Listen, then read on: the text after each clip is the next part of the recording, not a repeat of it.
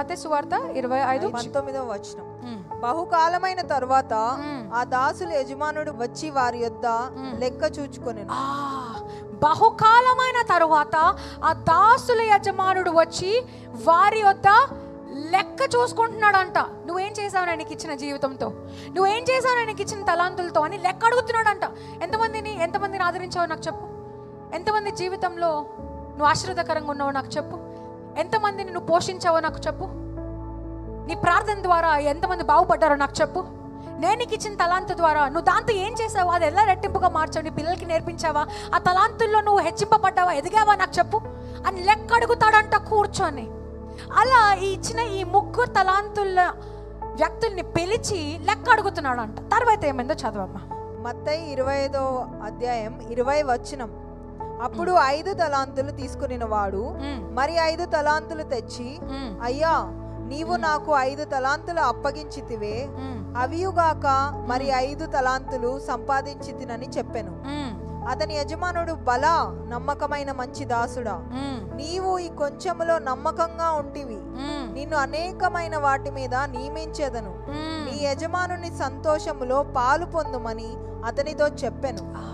Beautiful thing. ఒకవేళ దేవుడు నీకిచ్చిన తలాంతుల్ని నువ్వు రెట్టింప చేయగలిగితే, నీకిచ్చిన విత్తనాన్ని వృక్షంలాగా నువ్వు మార్చగలిగితే, ఆయన వచ్చి లెక్క అడిగినప్పుడు నువ్వు అయ్యా అవునేసయ్యా నువ్వు ఇచ్చిన దాంతో నేను ఇదయ్యా నేను చేసింది, ఇంతమంది జీవితాలు ఆశీర్వదపరిచానయ్యా, ఇంతమందిని నేను ఆదరించానయ్యా, ఇంతమందిని నేను పోషించానయ్యా, ఈ సంఘానికి ఇన్ని సంవత్సరాలు విశ్వాసంగా పనిచేశానయ్యా, నేను ఇంతమందిని వెల్కమ్ టీంలో నా చిరునవ్వు ద్వారా వెల్కమ్ చేశానయ్యా, నేను సంతోషపరిచానయ్యా, అయ్యా నేను ఇంతమందిని కన్నిటిని తూడ్చానయ్యా. నువ్వు ఎప్పుడైతే లెక్కప్ప చెప్తావో బలా ఏమన్నాడు అప్పుడు?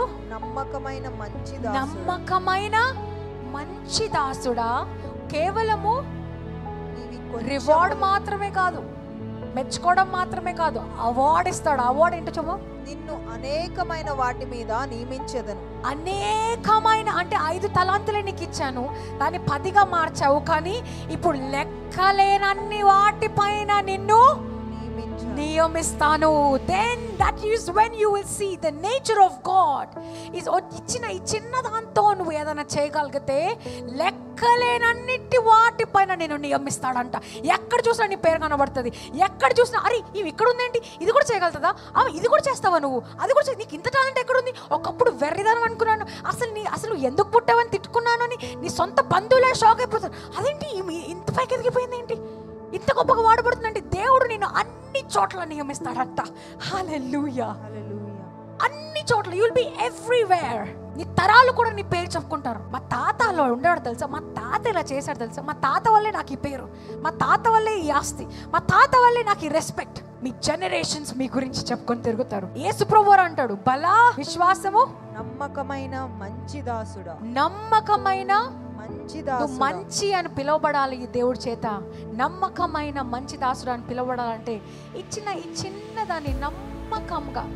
అందుకే కొన్నిసార్లు సమ్ ఆఫ్ మై ఫ్రెండ్స్, ఏంటి నువ్వు అంత వేల మంది మాట్లాడి ఎవాంజలిజం చేసిన దానివి సంఘంలో ఇంత తక్కువ మంది ముందు ఎలా చేయగలిగితే ఇంత ప్యాషన్గా ఎందుకు పడుతున్నావు అంటే, నమ్మకముగా దేవుడిచ్చిన ఈ విత్తనాన్ని నేను వృక్షంగా మార్చాలి. 2 ఉన్నా కూడా అదే ప్యాషనెట్ గా ప్రీచ్ చేశాను, 1000 మంది ఉన్నా ఇంత ప్యాషనెట్ గా ప్రీచ్ చేస్తాను. 1000 మంది ఉన్నప్పుడే నేను స్టేజ్ ఎక్కి ఆరాధిస్తానని చెప్పట్లా. 2 ఉన్నా నేనే నిలబడి ఆరాధించాలి, నేనే వారిని నడిపించాలి. విత్తనాన్ని వృక్షముగా పండించే వృక్షముగా మార్చాలి. నమ్మకముగా ఇచ్చిన చిన్న దాంట్లో నమ్మకంగా ఉండు. దేవుడు కావాలని నిన్ను చిన్న వాటి నుంచి తీసుకెళ్తాడు, to ground you, to stable you. ఏ బిల్డింగ్ నిలబడాలన్నా కూడా ఫౌండేషన్ స్ట్రాంగ్ గా ఉండాలి. He'll humble you down, he'll break you down. Rejections ని తీసుకొస్తాడు. People will hate you, people will persecute you, people will throw down at you, people will talk bad about you. Rumors ni తీసుకొస్తాడు. ఇవన్నీ తీసుకొస్తాడు. అవన్నిటి మధ్యలో కూడా నువ్వు ఆయన కోసం నిలబడుతున్నావా, నమ్మకంగా ఉన్నావా, చిన్న విషయంలో కూడా ఆయన కనపరుస్తున్నావా?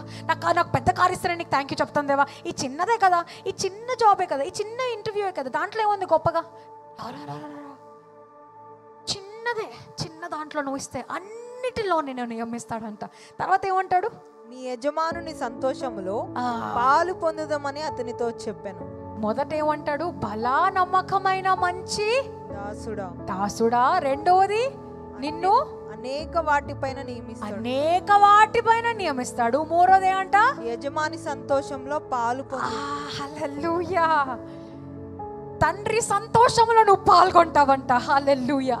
నువ్వు ఇచ్చిన దాంట్లో నువ్వు నమ్మకంగా విశ్వాసంగా చేయగలిగితే ఆయన సంతోషంలో, oh my God, his joy is beyond the world. ఈ లోకం ఇచ్చే సంతోషము కన్నా, అప్పుడు కష్టాలు కన్నీరున్నా నువ్వు సంతోషంగా నవ్వుకుంటూ పనులు చేయించే అలాంటి సంతోషంలో నువ్వు ప్రవేశిస్తావంట. ఆయన ఆనందంలో నువ్వు అడుగు పెడతావంట. You will partake in my joy says the lord. ఆయన సంతోషంలో. కష్టాలు వచ్చినప్పుడు కృంగిపోయే సమయం ఉండదు. అప్పుడు నీకు కష్టాలు వచ్చినా కూడా నవ్వుకుంటూ జాలీగా వేలాది స్తోత్రాలయా అనుకుంటూ పాడుతూ పనులు చేసేస్తావు. అలాంటి సంతోషంలో నువ్వు ఉంటావంట. అయితే విశ్వాసంగా లేని వాడితో ఏం చేశాడు దేవుడు చూద్దాం. మత్తయి సువార్త 20వ అధ్యాయం 24వ వచనం. తరువాత ఒక తలాంతు తీసుకుని వాడును వచ్చి, అయ్యా, నీవు విత్తని చోట కోయువాడును, చెల్లని చోట పంట కూర్చుకున్న వాడైనను కఠినుడని నేను ఎరుగుదును గనుక నేను భయపడి వెళ్ళి నీ తలాంతును భూమిలో దాచిపెట్టి తిని, ఇదిగో నీది, నీవు తీసుకోమని చెప్పెను. అందుకు అతని యజమానుడు వానిని చూచి, సోమరివైన చెడ్డదాసుడా, నేను విత్తని చోట కోయువాడను, చెల్లని చోట పంట కూర్చుకొని వాడినని నీవెరుగుదువా? అట్లయితే నీవు నా సొమ్ము సాహుకారుల యొద్ద ఉంచవలసి ఉండెను. సోమరులతో దేవుడు చేసే కాన్వర్సేషన్ తలుచుకుంటే నవ్వు వస్తుంది. ఏమంటున్నాడంట, ఆ ఒక్క తలాంతిని ఇచ్చినోడు ఏం చేశాడంట, నువ్వు వస్తే వాళ్ళు నీకు ఇచ్చేయాలి కదా, అందుకే వచ్చే వరకు భూమిలో దాచి తవ్వి పాత పెట్టేశానయ్యా అని వచ్చినప్పుడు ఆ తవ్వి తీసి ఉన్న తలాంతిని దేవుడికి ఇస్తే ఆయన ఏమన్నాడు అప్పుడు, సోమరివైన చెడ్డదాసుడా, సోమరివైన చెడ్డదాసుడా. నమ్మకమైన ఆయన గురించి ఏమన్నాడు, 5 తలాంతుల్ని 10 తలాంతులుగా చేసిన వాడి గురించి ఏమన్నాడు, నమ్మకమైన బలా మంచి దాసుడా. నమ్మకమైన బలా మంచి దాసుడా. ఈ తలాంతులతో ఏం చేయకుండా పాతి పెట్టిన వాడిని ఏమన్నాడు, సోమరివైన చెడ్డదాసు. చెడ్డోడు అయిపోతావు అంట. నువ్వు దొంగతనాలు అబద్ధాలు చేయాల్సిన పని లేదు. నువ్వు నీకు ఇచ్చిన తలాంతులతో ఏం చేయకపోయినా నువ్వు చెడ్డవాడివే అంట. If you doing nothing with what God has given you, then you are a bad person. ఈ దేవుడు ఈ లోకంలో నిన్ను పంపించి ఆయన రిసోర్సెస్ నీకు ఇచ్చి దీంతో ఏదైనా చెయ్యి, నువ్వు చనిపోయినా కూడా ఈ రిసోర్సెస్, ఈ భూమి ఇలాగే ఉంటది. అయితే యేసు ఏమంటున్నాడు, ఎందుకు పాతి పెట్టావు? కనీసం ఆ ఒక్క తలాంతుని బ్యాంక్ లో పెడితే ఇంట్రెస్ట్ అన్నా వచ్చేది కదయ్యా. ఓ సోమరిపోతా, తవ్వి పెట్టి కూర్చోవడం ఏంటి, వెళ్ళి బ్యాంక్ లో పెడితే ఇంట్రెస్ట్ అయినా వచ్చేది కదా, ఎందుకు పాతి పెట్టావు? Some of you might say, నాకేం టాలెంట్ లేదు సిస్టర్.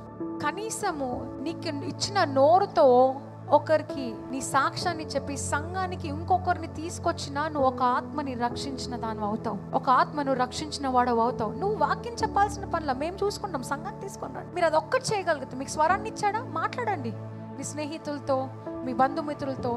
వాక్యం తెలియని వారికి, దేవుడు మీ జీవితంలో ఎవరినైతే పంపిస్తే వారికి సంఘాన్ని తీసుకొని రండి. ఎలా ఆయనకు ఉపయోగకరంగా నీ నోటినన్నా వాడుతున్నావు.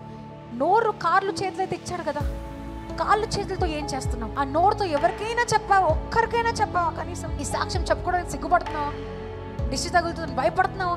పాతి పడితే ఏమంటున్నాడు, కనీసం ₹1 ఇంట్రెస్ట్ అన్న వచ్చేది కదా, ఒక్కరినైనా సంఘానికి తీసుకొచ్చేవాడవు కదా, ఒక్కరైనా నీ ద్వారా మారు మనసు పొందేవారు కదా. అయితే నువ్వు దానితో ఏం చేయనందుకు ఏం చేశాడో చూద్దాం. అట్లయితే నీవు నా సొమ్ము సాహుకారుల యొద్ద ఉంచవలసి ఉండేది, నేను వచ్చి వడ్డీతో కూడా నా సొమ్ము తీసుకుని ఉందనని చెప్పి ఆ తలాంతుని వాని యొద్ద నుండి తీసివేసి 10 తలాంతులు గలవానికి ఇయ్యుడి. నీకున్నది కూడా ఇంకా తీసేసి, ఆ చిన్న విత్తనం ఏదైనా నీకు దేవుడిచ్చుంటే అది కూడా నీకు తీసేసి ఆ 10 తలాంతులుగా మార్చిన ఆయనకి ఇచ్చేసి, ఇంకా బాగుపడు, ఇంకా హెచ్చింపబడు, ఇంకా నా కోసం పని చేయి, ఇంకా నా నామాన్ని కనపరచు, నా కోసం జీవించు అని 10 తలాంతులు ఉన్న వారికి ఇచ్చేస్తాడంట. అప్పుడు అనుకుంటావు, అదేంటి నేను ముందులా చేసిన, ఇందాక నేను ఇచ్చిన ఎగ్జాంపుల్ గా ఎవరైనా నీ జీవితంలో నువ్వు ఎవరి పట్ల అయితే జెలస్ గా ఫీల్ అవుతున్నావో వారు హెచ్చింపబడతా ఉంటారు. నువ్వు ఇక్కడ కూర్చొని ఏడుస్తూ ఉంటావు, కానీ వారు హెచ్చింపబడటం మానరు. ఎందుకంటే దేవుడు నీది కొన్నదాన్ని కూడా తీసేశాడు కాబట్టి. వాక్యానుసారంగానే లేకపోతే నేను ఊరికి చెప్తున్నాను. Is it biblical? yes. తర్వాత చదవమ్మా. ఉన్నది కూడా తీసేసి 10 తలాంతులు ఉన్న వాడికి ఇచ్చేసి, తర్వాత కలిగిన ప్రతి వానికి ఇయ్యబడును, అతనికి సమృద్ధి కలుగును. కలిగిన ప్రతి వానికి ఇవ్వబడును, అతనికి సమృద్ధి. హల్లెలూయా. పక్కన పడుతూ చెప్పండి, నీకు సమృద్ధి కలుగుతుంది అని చెప్పండి. దేవుడు నీకు ఇచ్చాడంటే దాంతో నువ్వు ఏదైనా చేస్తున్నట్లయితే నువ్వు సమృద్ధిలోకి ఎంటర్ అవుతావు. ప్రతివానికి ఇవ్వబడును, అతనికి సమృద్ధి కలుగును. లేనివాని యొద్ద నుండి వానికి కలిగినదనియు తీసివేయబడును. మరియు పనికిమాలిన ఆ దాసుని వెలుపటి చీకటిలోనికి త్రోసివేయుడి, అక్కడ ఏడుపును పండ్లు కొరుకుటయు ఉండెనను.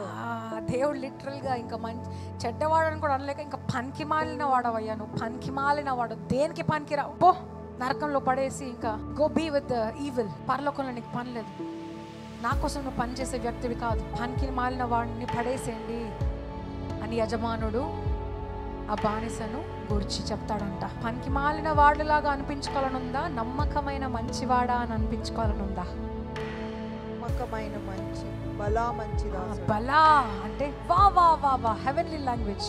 మనం ఇక్కడ హైదరాబాద్ అరే వాక్యా బాతే అంటాం కదా, అట్లా హెవెన్లీ లాంగ్వేజ్ బలా బలా. నమ్మకమైన మంచివాడా, నిన్ను అనేకుల దానిపైన నియమించెదను, మరియు నా సంతోషములో పాలు పంచుకొందువు. You will partake in my joy and I will put you as a ruler over many things.